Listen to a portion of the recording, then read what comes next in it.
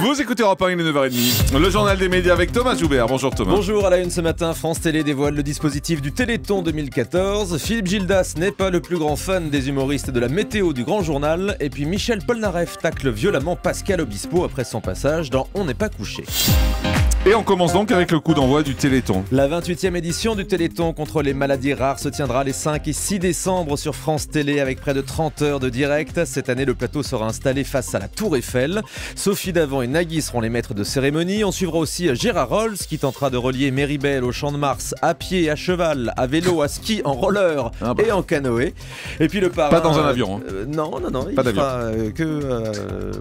Rapport à ses aventures éventuelles dans les avions. La drague dans l'avion. Exactement, qu'avait raconté Isabelle Morini-Boss et Cyril Hanouna. Enfin, c'était un petit clin d'œil discret normalement. Merci d'avoir bien insisté dessus. Allez-y. C'était plus que de la drague, d'après l'anecdote. Oui, bon, c'est bon. Allez. Bref, alors le parrain du Téléthon, ce sera Garou cette année. Garou veut donner une tonalité positive au Téléthon. L'écoute au micro européen de Romandre.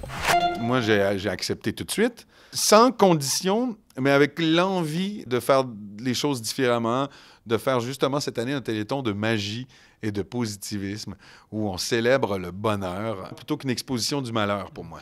C'est de vraiment montrer les beaux moments où la France est fière de donner parce qu'elle a provoqué des moments de répit, des maladies, qu'elle a créé des moments de bonheur chez les chercheurs qui disent « Wow, grâce à l'argent qui a été amassé, on a fait des produits. » Voilà, Garou et le Téléthon. Philippe Gildas flingue les humoristes qui présentent la météo du Grand Journal. Monsieur Poulpe et Alison Wheeler présentent tous les soirs une météo décalée dans le Grand Journal d'Antoine Decaune sur Canal. Une séquence qui n'est pas du goût de Philippe Gildas. Le site internet de 20 minutes a demandé à l'ancien présentateur de Nulle part ailleurs de donner son avis sur les nouveaux humoristes de la chaîne. Écoutez. J'aime pas du tout. C'est facile et c'est mauvais. C'est pas bon du tout. C'est trop facile pour être bon. Il y a eu de tellement grande Miss Météo qu'aujourd'hui, c'est extrêmement difficile d'assurer la relève. On l'a vu, ça a accroché à 2 ou 3 reprises. J'ai envie de dire exprès, putain, laissez-nous tomber avec le sexe. Les nuls pratiquaient beaucoup ça, mais avec une finesse d'écriture, il y avait une finesse, une légèreté dans ce genre de choses, ou alors c'était carrément le gros poids lourd qui tombait, mais c'était extrêmement court. Voilà, et les deux humoristes ont eu une réaction très drôle hier soir sur le plateau du Grand Journal. Ils ont dézingué à leur tour et à leur façon Philippe Gildas, qui s'est gentiment prêté au jeu puisqu'il était présent en plateau pour participer à cette météo. Autre humoriste de Canal, La Connasse, qui va être adapté au cinéma. Le film s'appellera Connasse, princesse des cœurs et sortira le 29 avril 2015, comme l'a révélé hier le site Allociné. La réalisation a été confiée aux 2 créatrices de la série. On retrouvera évidemment la comédienne Camille Cotin dans le rôle de La Connasse. Sophie Marceau va tourner dans une fiction pour Arte. La comédienne vient d'achever le tournage d'une histoire d'âme tirée d'une œuvre d'Ingmar Bergman. Elle interprétera la femme d'un pasteur qui dévoile ses pensées. Selon Sophie Marceau, c'est le plus beau rôle de sa carrière. Ce téléfilm sera diffusé sur Arte en 2015.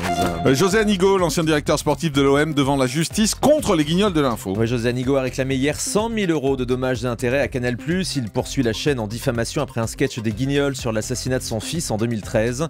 Le tribunal correctionnel de Marseille a mis son jugement en délibéré au 16 décembre. L'avocat de José Anigo a estimé que cette séquence des Guignols était abjecte, très au-delà de ce qui peut être accepté et supporté au lendemain de la mort d'un enfant. Le policier qui s'était retrouvé dans Closer, qui escortait François Hollande lors de la révélation de la liaison entre le président de la République et Julie Gaillet, eh bien ce policier a été débouté par la justice. Ouais, c'est lui qu'on appelait le porteur de croissant et il apparaissait sur les photos prises au pied de l'immeuble de la rue du Cirque.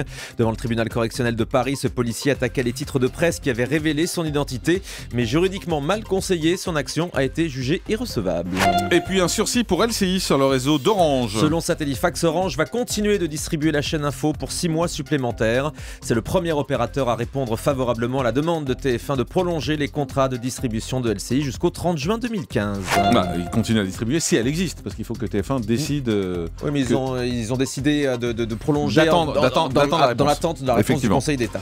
Charlie Hebdo demande de l'aide à ses lecteurs pour pouvoir survivre. L'hebdomadaire satirique explique cette semaine que ses ventes ne couvrent plus le coût de fabrication du journal et que sa viabilité est menacée.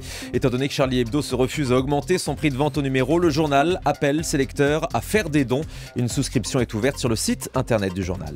Et puis Michel Polnareff s'en prend violemment à Pascal Obispo depuis plusieurs jours sur internet. Suite au passage d'Obispo samedi soir dans On n'est pas couché, où le chanteur déclarait qu'il aimerait bien chanter ou composer avec Polnareff, qui était prêt à lui donner un coup de main, la star a violemment réagi sur Twitter.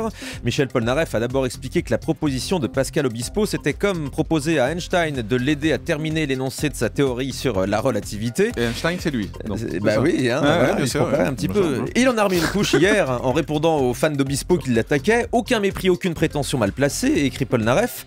J'ai travaillé avec les plus grands et il n'en fait pas partie. Oh putain, c'est sorti tout seul. Ça vous a échappé, Jean-Marc? Ça m'a échappé. C'est mal barré pour le duo, en tout cas. Présenter des excuses peut-être? Je vous excuse. On termine avec le chiffre du jour. 20 ans. Je vous excuse. Les 20 ans du site d'action qui seront célébrés cette année sur TF1 le vendredi 28 novembre à 20h55. Plus d'une centaine d'artistes seront mobilisés autour de Pascal Obispo. Une grande soirée de variété au Palais des Sports à Paris avec un orchestre symphonique et la présence de Léon Renaud pour soutenir la lutte contre le sida. Merci Thomas. Le grand direct des médias, Jean-Marc Morandini.